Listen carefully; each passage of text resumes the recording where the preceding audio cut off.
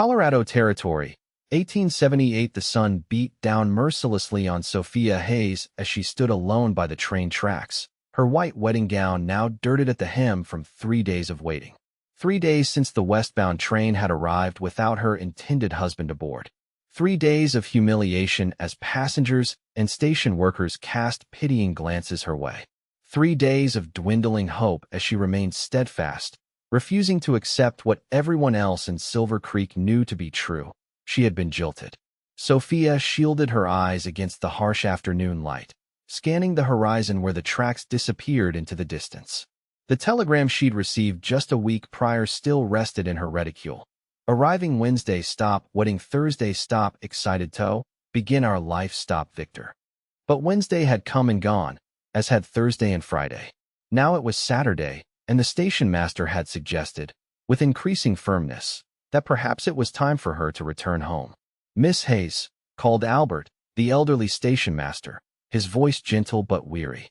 "Last train of the day's coming through in an hour. After that, I've got to lock up. You can't stay here another night." Sophia nodded, not trusting her voice. The small bench on the platform had been her vigil post by day, while she'd spent nights at the boarding house across the street, returning each morning before dawn. Her funds were depleting rapidly, and her pride was long gone. The distant rumble of hooves drew her attention away from the tracks. A lone rider approached from the east, silhouetted against the golden landscape. Sophia paid little mind. Travelers came and went through Silver Creek daily, until the rider veered directly toward the station. As he drew closer, she could make out a tall man astride a chestnut gelding. His broad-shouldered frame was coated with the dust of long travel, and his face was partially obscured by a worn slouch hat. There was nothing particularly remarkable about him, just another cowhand or prospector passing through. Yet something in his purposeful approach made her straighten her posture. The rider dismounted with fluid grace, tying his horse to the hitching post before turning toward the platform. When his eyes found Sophia, he removed his hat, revealing a face weathered by sun and wind, but not unkind. She guessed him to be in his early 30s, perhaps 5 years her senior. "Pardon me, ma'am," he said, his voice carrying a slight southern drawl. "But would you happen to be Miss Sophia Hayes?" Sophia's breath caught. "I am," she replied cautiously. The stranger approached, hat in hand, revealing dark hair streaked with premature silver at the temples. His eyes were a startling shade of blue that stood out against his tanned skin. "My name is Samuel Westfield," he said, climbing the steps to the platform. "I've been riding hard these past few days to find you." Sophia's heart thundered in her chest. "You know Victor?" A shadow crossed Samuel's face. "I do, ma'am. That's why I'm here." He glanced at the station master, who was pretending not to listen. "Might we speak somewhere private?" The station master cleared his throat. "You can use my office, Miss Hayes. I need to check the telegraph anyway." Once inside the cramped office, Samuel Westfield declined the offered chair, instead standing with his hat in his hands, turning the brim slowly as if gathering his thoughts. "Miss Hayes, I regret to inform you that Victor Daniels will not be coming." His voice was level but gentle. "He asked me to deliver this letter to you." He extended a wrinkled envelope, her name written in the familiar script of the man she'd agreed to marry after a brief courtship and months of correspondence. "Who are you to him?" Sophia asked, not yet reaching for the letter. "We served together in the war, rode with the same cavalry unit until 65. We've kept in touch since, working the same ranch in Montana Territory these past 2 years." Sophia finally accepted the envelope, her fingers trembling. "Did he send you all this way just to deliver a letter? He could have telegraphed." Samuel's jaw tightened. "Victor lacks courage in certain matters, ma'am. He sent me because—" He hesitated. "Because he's married another." The word struck Sophia like a physical blow. She sank into the chair, the letter clutched in her white-knuckled grip. "Married?" she whispered. "A widow who owns the boarding house where we stayed. They married 3 weeks ago." Samuel's voice held no judgment, only gentle truth. "He wrote that letter the day after, but couldn't bring himself to send it. When he received your telegram confirming the wedding date, he panicked, asked me to bring the letter, and—" He paused again. "And to make sure you were provided for." Sophia's cheeks burned with humiliation. "I need no charity." "It's not charity, Miss Hayes. It's responsibility. Victor knows what he's done is unforgivable." With shaking hands, Sophia tore open the envelope. The letter inside contained flowery apologies, excuses about falling in love unexpectedly, and an offer of money to ease the transition. She read it twice, then deliberately tore it into pieces. "You've delivered your message, Mr. Westfield," she said, her voice surprisingly steady. "You may tell Victor that I received his letter and that I wish him well." The lie tasted bitter on her tongue. Samuel looked uncomfortable. "There's more, Miss Hayes. Victor asked me to ensure you had means to return to your family." "I have no family to return to," Sophia replied. "My parents are dead, and I sold everything I owned to come west and marry Victor." The practical reality of her situation suddenly crashed down upon her. She had less than $10 to her name, no home, no prospects. The wedding dress she wore, her mother's, carefully altered, was her finest possession. Samuel's expression softened with understanding. "Then please allow me to assist you in finding employment and lodging. I know the proprietor of—" "No," Sophia interrupted, rising from the chair. "I thank you for bringing the truth to me, Mr. Westfield, but I will manage on my own." Her pride was all she had left. She wouldn't relinquish it to become a charity case. She stepped past him and out of the office, head held high despite the tears threatening to spill. On the platform, she looked down at her wedding dress, a cruel reminder of her foolishness. "Miss Hayes," Samuel called, following her outside. "At least allow me to escort you to your accommodations." "I have been staying at Mrs. Hollister's boarding house," she replied stiffly. "But I cannot afford another night. I will need to find alternative arrangements." Samuel studied her for a long moment. "The last train today is eastbound. I have business in Denver. If you wish, I could purchase a ticket for you." Sophia considered the offer. Denver was larger, with more opportunities for a woman alone. But the thought of arriving in a strange city with almost no money and no connections frightened her more than staying in Silver Creek. "I appreciate the offer, Mr. Westfield, but I believe I will remain here." She managed a small, dignified smile. "I came west to build a new life. That hasn't changed, even if the circumstances have." Samuel nodded, respect evident in his eyes. "Then permit me to help you find suitable lodging for tonight. Tomorrow being Sunday, not much will be open for employment inquiries." Before she could respond, the station master emerged from his office. "Train's coming," he announced. "Anyone boarding should prepare now." Samuel glanced toward the tracks, then back to Sophia. His decision seemed to form in that moment. "I won't be catching that train after all," he told the station master. "Samuel," Sophia began, uncomfortable with his sacrifice, but he held up a hand. "Miss Hayes, I gave my word to ensure your welfare. One night's delay won't affect my business in Denver." The train arrived in a cloud of steam and noise, disgorging a handful of passengers before taking on a few more. Sophia and Samuel remained on the platform, watching as it pulled away, leaving them in a sudden, strange quiet.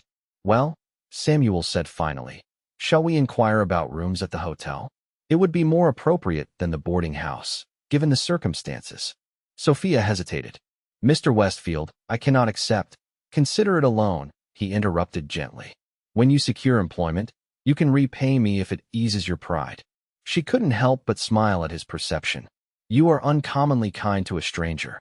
"Perhaps," Samuel replied, offering his arm. "But I find you are not quite a stranger, Miss Hayes. Victor spoke of you often."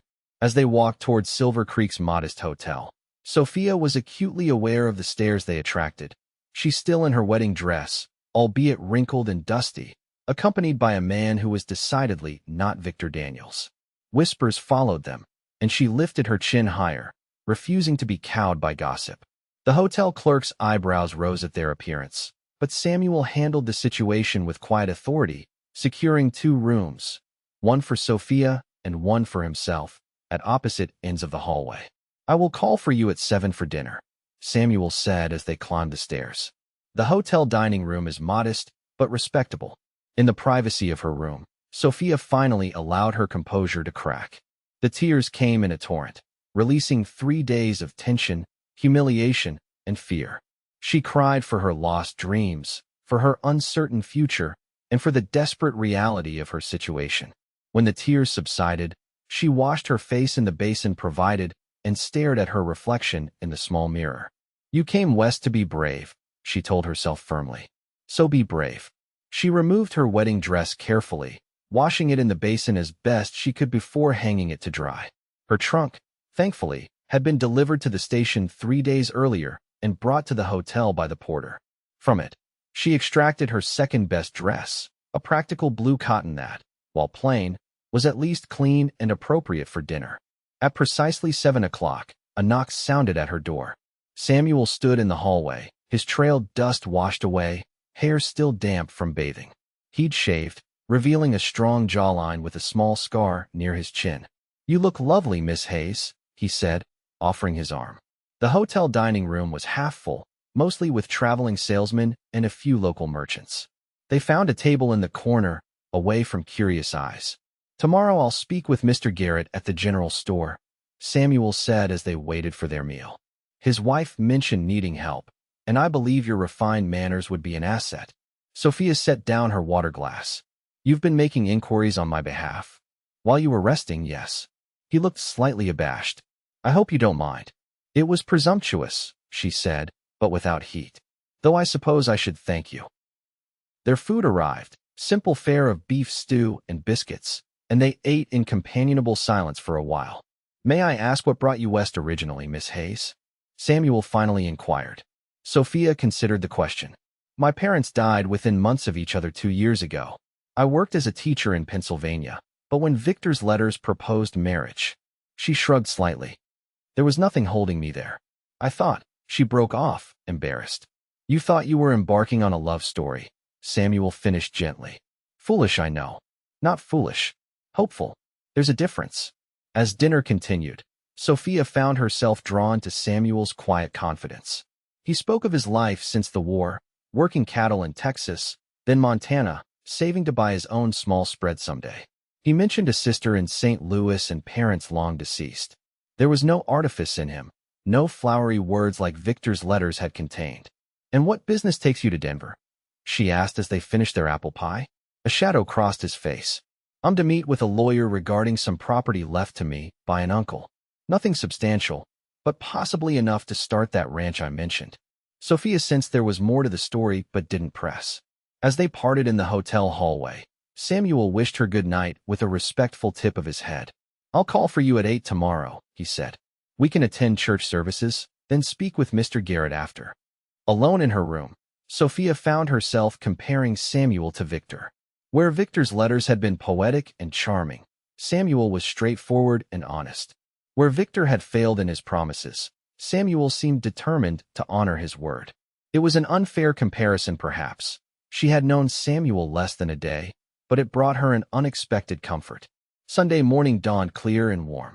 Sophia dressed carefully in her blue dress again, arranging her hair as neatly as possible without her usual array of pins and combs. She had just finished when Samuel knocked. The church was a simple wooden structure at the end of Silver Creek's Main Street. As they entered, Sophia felt the weight of curious stares. News traveled fast in small towns, and everyone knew of the bride abandoned at the station. Samuel must have sensed her discomfort, for he placed a reassuring hand at her elbow, guiding her to a pew near the back.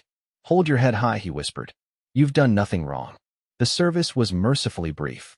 Afterward, as they stepped outside, several women approached Sophia with sympathetic smiles and introduces. The minister's wife, Mrs. Clark, was particularly kind. "My dear, we've all heard of your situation," she said, taking Sophia's hands in hers. "Please know that our community does not judge you for another's failings." "Thank you," Sophia replied, genuinely touched. "That means a great deal to me." "Are you planning to stay in Silver Creek?" asked another woman. Before Sophia could answer, Samuel stepped forward. "Miss Hayes is considering her options," he said smoothly. "She has excellent teaching credentials." The minister's wife brightened. "Do you really?" "Our schoolteacher, Miss Fleming, is leaving at the end of the month to care for her ailing mother. The town council has been discussing replacements." Sophia's heart leapt. "I taught for 3 years in Pennsylvania," she said. "Children aged 6 to 16. "You must speak with Mr. Thornton immediately," Mrs. Clark insisted. "He chairs the town council. His hardware store is closed Sundays, but he'll be at home this afternoon." Samuel exchanged a glance with Sophia, his eyes twinkling. "It seems Providence may be smiling on you already, Miss Hayes." Their next stop was the Garrett's General Store, which was indeed closed, but Mrs. Garrett invited them in when Samuel knocked at the side door. She was a plump, friendly woman who listened to Sophia's situation with genuine compassion.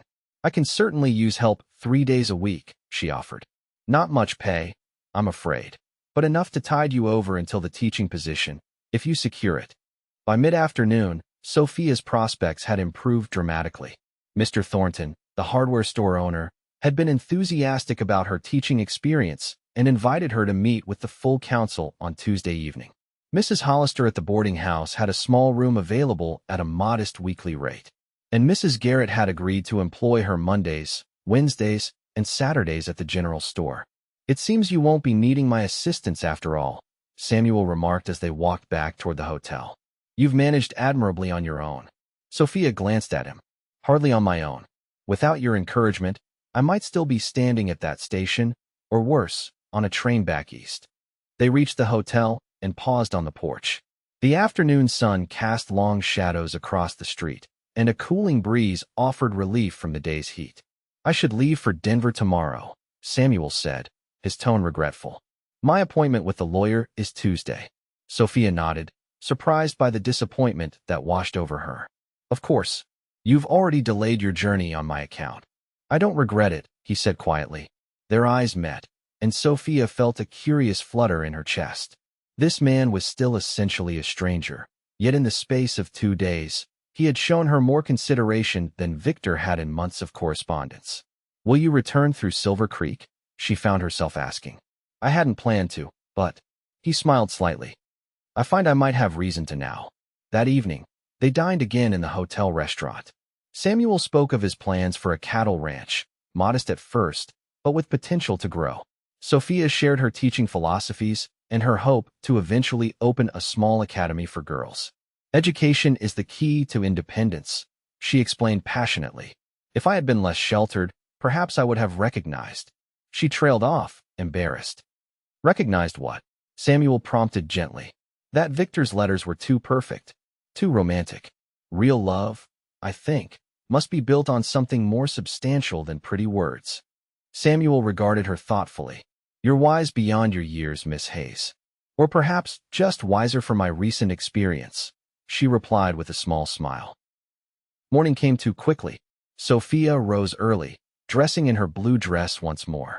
Her wedding gown, now clean but still wrinkled, was packed carefully in her trunk. She would repurpose the fabric someday, perhaps, but couldn't bear to discard it entirely. Samuel was waiting in the hotel lobby, his saddlebags packed and his horse already saddled outside. They walked together to the boarding house, where Sophia would take up residence later that day. "I've settled your account at the hotel through tonight," Samuel said as they approached Mrs. Hollister's establishment. "I know you'll insist on repaying me, and I won't argue." Sophia smiled. "You're learning." At the boarding house steps, they paused. Samuel cleared his throat. "Miss Hayes, Sophia, I want you to have this." He handed her a small envelope. She opened it to find $30 and a folded note. "Mr. Westfield, I cannot accept this much money." "It's not from me," he said quickly. "It's from Victor. He gave me $50 to deliver to you. I've already deducted the cost of your hotel room and meals." Sophia's pride warred with practicality. The money would secure her room and board until her first pay from Mrs. Garrett. "Consider it compensation for your trouble," Samuel added. "Not charity." She nodded slowly. "Very well. I accept, not for Victor's sake, but for my own security." "The note contains my sister's address in St. Louis," Samuel continued. "If you ever need assistance, or simply wish to write." He trailed off, looking slightly embarrassed. Sophia tucked the envelope into her reticule. "Thank you, Samuel, for everything." He took her hand then, holding it gently between both of his. "I would like to call on you when I return from Denver, if you would permit it." Her heart skipped. "I would like that very much." "I don't make promises lightly, Sophia. When I say I'll return, you can trust in that." "I believe you," she replied, surprised to find that she truly did. With a tip of his hat and a lingering glance, Samuel Westfield mounted his horse and rode east toward Denver. Sophia watched until he disappeared from view, then turned to enter the boarding house, not as a jilted bride, but as a woman with purpose and possibilities before her. The days passed quickly as Sophia settled into life in Silver Creek. Her interview with the town council went exceptionally well, and she was offered the teaching position beginning the following month. Work at the general store proved pleasant, with Mrs. Garrett providing a steady stream of introductions to the townsfolk. News of Victor's betrayal had spread, of course, but rather than facing scorn, Sophia found herself the recipient of community support. Silver Creek, it seemed, had collectively decided to embrace her while condemning Victor's actions. As promised, she sent Samuel's hotel expenses to his sister's address in St. Louis, along with a brief, polite note thanking him again for his assistance. She was careful not to sound too eager for his return, though she found herself watching for riders approaching from the east each day. 2 weeks passed, then 3.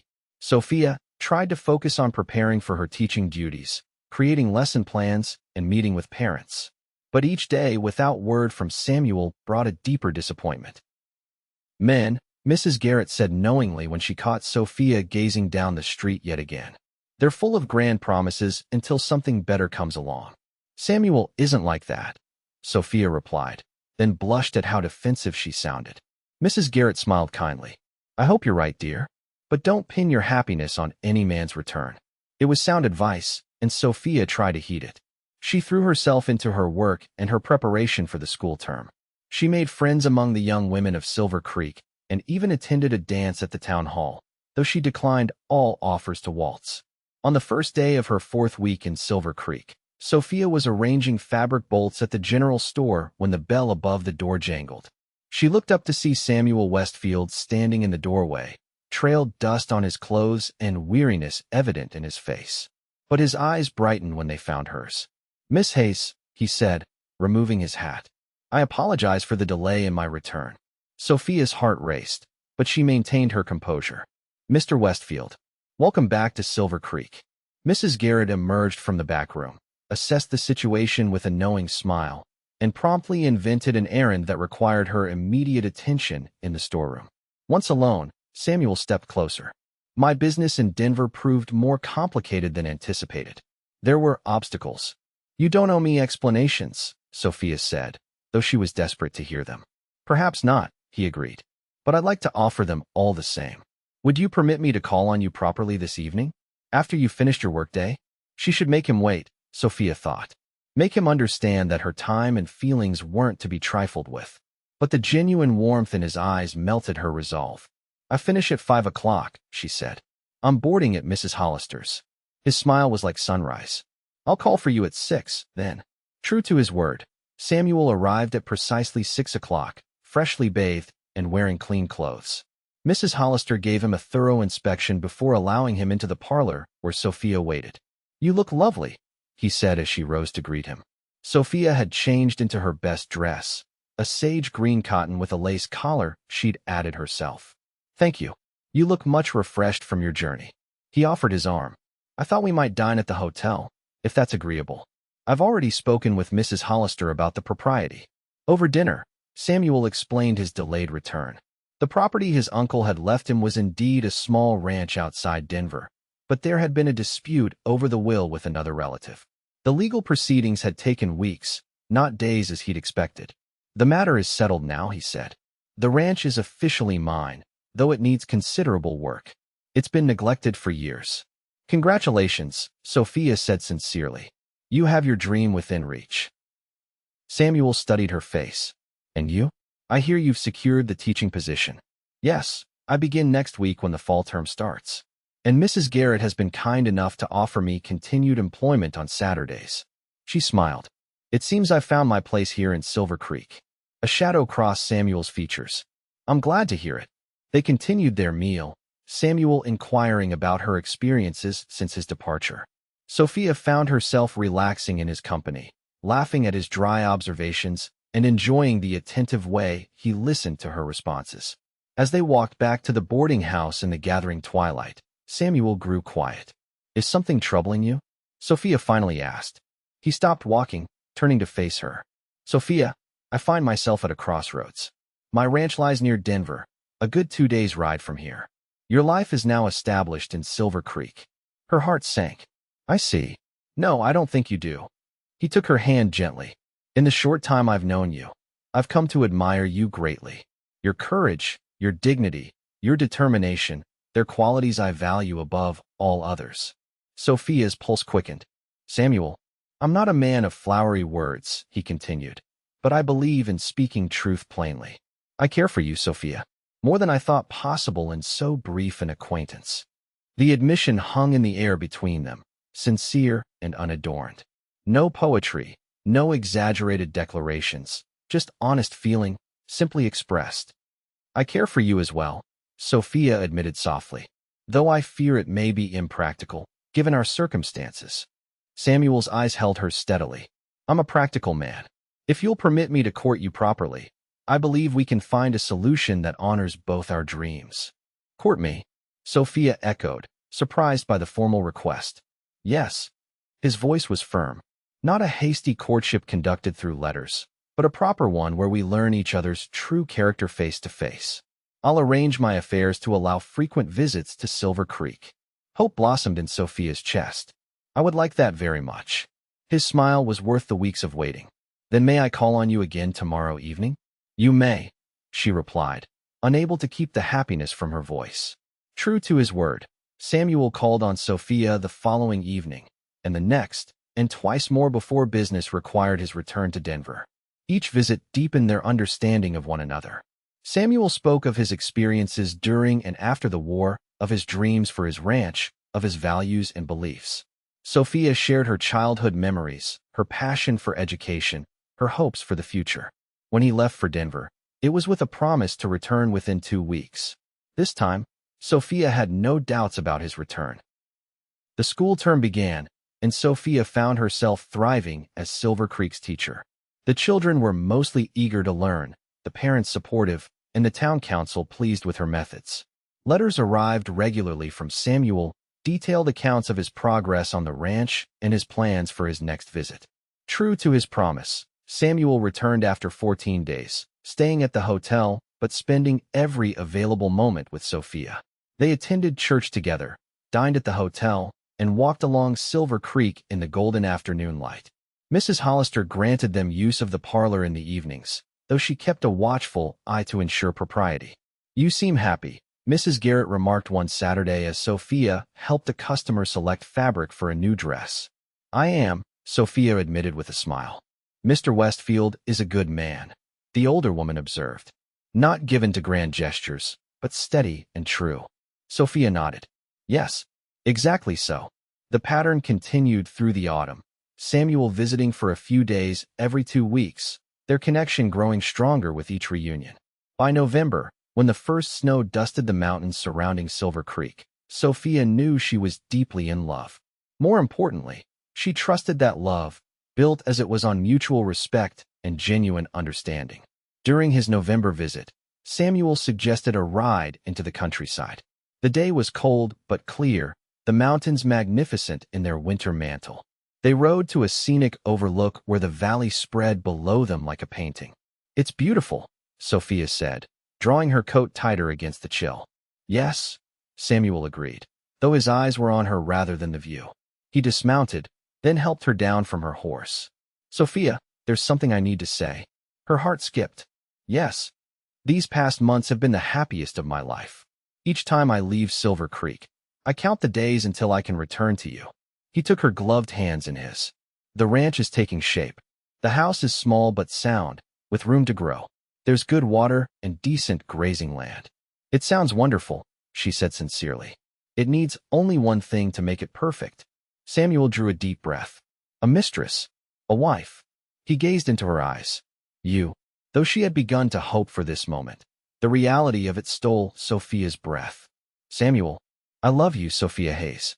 Not with the superficial affection that brings flowery letters, but with the enduring love that builds a life together. He reached into his pocket and withdrew a small velvet box. Will you do me the honor of becoming my wife? Sophia's eyes filled with tears as he opened the box to reveal a modest gold ring with a small, perfect diamond. Yes, she whispered. With all my heart, yes. Samuel's face lit with joy as he slipped the ring onto her finger. Then he drew her close, his kiss tender but fervent, a promise of the life they would build together. They were married 2 weeks later in Silver Creek's church, with the entire town in attendance. Sophia wore a new dress of ivory satin, simple but elegant. Samuel stood tall and proud in a new black suit, his eyes never leaving her face as she walked down the aisle toward him. The minister spoke of commitment and honor, of partnership and faith. When it came time for their vows, Samuel's voice rang clear and strong. I, Samuel, take you, Sophia, to be my lawfully wedded wife. I promise to love and cherish you, to honor and sustain you, in sickness and in health, in plenty and in want, from this day forward, until death parts us. Sophia's reply came from the depths of her soul. I, Sophia, take you, Samuel, to be my lawfully wedded husband. I promise to love and cherish you, to honor and sustain you, in sickness and in health, in plenty and in want, from this day forward, until death parts us. As they exchanged rings, Sophia couldn't help but reflect on how different this moment was from what she had once imagined with Victor.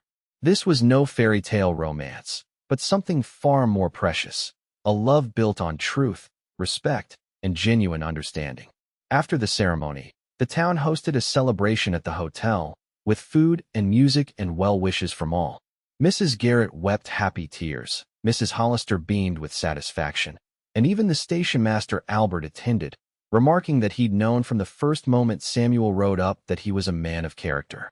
As night fell, Samuel led his bride to the waiting carriage that would take them to the hotel for their wedding night before beginning their journey to Denver the following day. Happy, Mrs. Westfield? He asked softly as he helped her into the carriage. Completely, Sophia replied, her heart full. Though I shall miss teaching. Samuel smiled. I've already inquired about the needs in our district. The nearest school is 5 miles from our ranch, and they're in desperate need of a qualified teacher for the spring term. Sophia's eyes widened. Truly, I told you we would find a way to honor both our dreams, he reminded her, settling beside her in the carriage. Our ranch and your school may grow slowly, but they'll grow together. As the carriage pulled away amid cheers and good wishes, Sophia leaned against her husband's strong shoulder. For months ago, she had stood abandoned at the train station, her future in ruins. Now, she rode toward a new life with a man whose quiet strength and steadfast heart had claimed hers completely. I love you, Samuel Westfield, she whispered. His arm tightened around her. And I love you, Sophia Westfield. Now and always. The carriage rolled on into the night, carrying them toward the life they would build together. Not a life of romantic illusions, but of genuine partnership, shared dreams, and enduring love. 5 years later, Sophia stood on the porch of their expanded ranch house, watching as Samuel taught their 3-year-old son Thomas to ride his first pony in the fenced yard. Their infant daughter Eleanor slept peacefully in her cradle beside Sophia's rocking chair. The school where Sophia taught 3 days a week had grown from 12 students to 30, and the Westfield Ranch now employed 3 hands to manage its expanding herd. As Samuel looked up and caught her eye, his smile still made her heart race. She thought back to those 3 desperate days by the train tracks, waiting for a man who never came, and said a silent prayer of gratitude for the stranger who had ridden up instead, the man who had truly claimed her heart.